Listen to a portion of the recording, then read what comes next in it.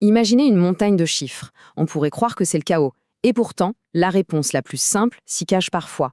Aujourd'hui, on va suivre l'histoire d'une expérience agricole toute simple pour voir comment on peut transformer des données brutes en certitudes.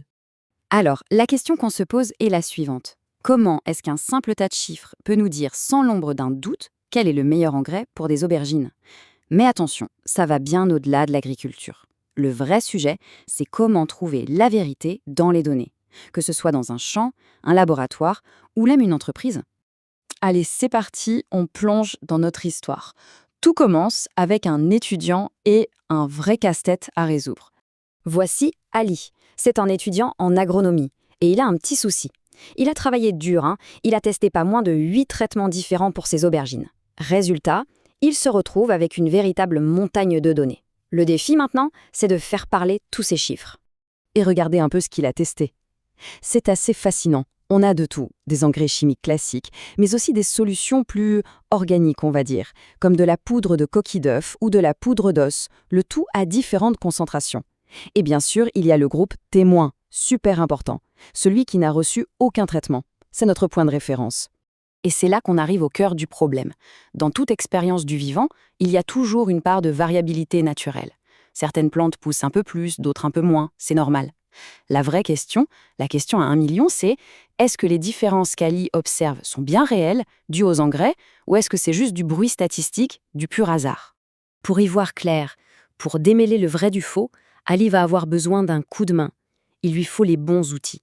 Des outils spécialement conçus pour séparer ce qui est important de ce qui ne l'est pas, le signal du bruit comme on dit. Alors, dans le monde de l'analyse de données, il y a un roi. Le logiciel R, c'est la référence, ultra puissant. Seul hic, il faut apprendre à coder, et ça peut être intimidant. Mais heureusement, il existe une sorte d'arme secrète, RCMDR. Pensez-y comme une interface graphique simple par-dessus R, qui donne accès à toute sa puissance avec de simples menus et boutons. En gros, plus besoin de coder. Et on va voir à quel point c'est simple.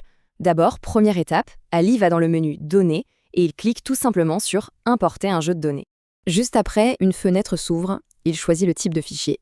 Dans son cas, c'est un fichier Excel, ce qui est super courant. Un clic de plus et c'est presque fini. Et voilà, c'est tout.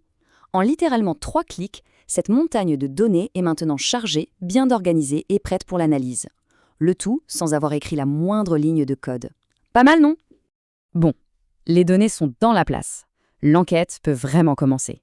Et comme dans toute bonne enquête, on commence par examiner les premiers indices, pour se faire une idée générale de la situation. Mais avant de se lancer dans les calculs compliqués, il y a un truc essentiel à faire, comprendre à quel type de données on a affaire. Est-ce qu'on parle de catégories, comme les différents traitements, ou de mesures chiffrées, comme la circonférence du fruit? Cette distinction est cruciale parce qu'elle va dicter tous les choix d'analyse qu'on fera ensuite. La première chose à faire, c'est de visualiser tout ça. Un bon graphique, ça vaut 1000 mots. Ici, ce diagramme en barre montre la circonférence moyenne des fruits pour chaque traitement. Et là, tout de suite, on a des pistes.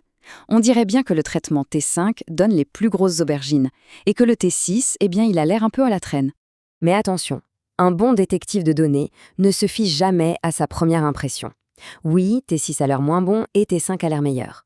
Mais est-ce que cette différence qu'on voit à l'œil nu est une preuve suffisante? Ne pourrait-elle pas, encore une fois, être juste le fruit du hasard? Il nous faut plus que ça. Il nous faut un test formel. Et on y arrive. C'est le moment clé de l'analyse. On va maintenant soumettre les données à un test statistique vraiment puissant, histoire d'avoir une réponse définitive. Cet outil, c'est ce qu'on appelle une ANOVA, ou analyse de la variance. Derrière ce nom un peu barbare se cache une idée toute simple. Le test va comparer les moyennes de tous nos groupes en même temps et nous dire une seule chose. Oui, les différences sont réelles, ou non, tout ça, c'est probablement juste du hasard. Alors, en coulisses, l'ANOVA fait tout un tas de calculs. Mais pour nous, tout ça se résume à la fin à un seul et unique chiffre, un chiffre qui a un pouvoir immense, la p-value. C'est ce petit nombre qui va nous donner la clé de l'énigme. Et la voilà, la p-value calculée à partir des données d'Ali.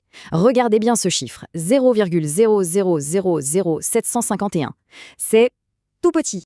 Ce nombre, aussi petit soit-il, c'est la preuve qu'on attendait, le pistolet fumant statistique.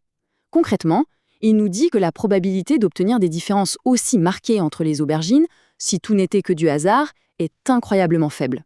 Vraiment très très faible. Du coup, la conclusion est claire, nette et sans appel.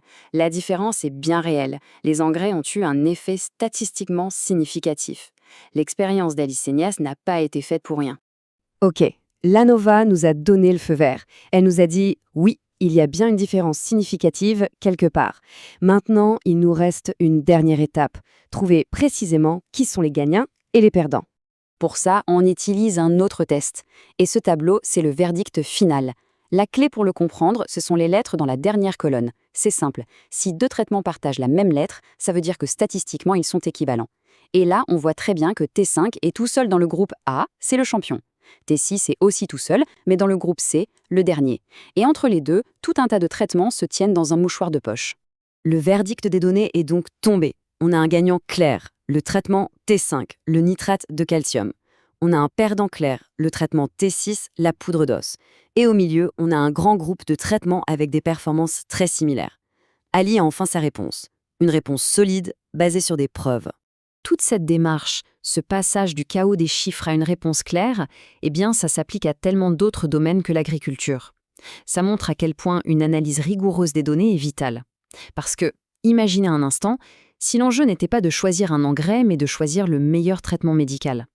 Là, la capacité à faire la différence entre un effet réel et le simple hasard, ça devient plus qu'important, ça devient absolument crucial.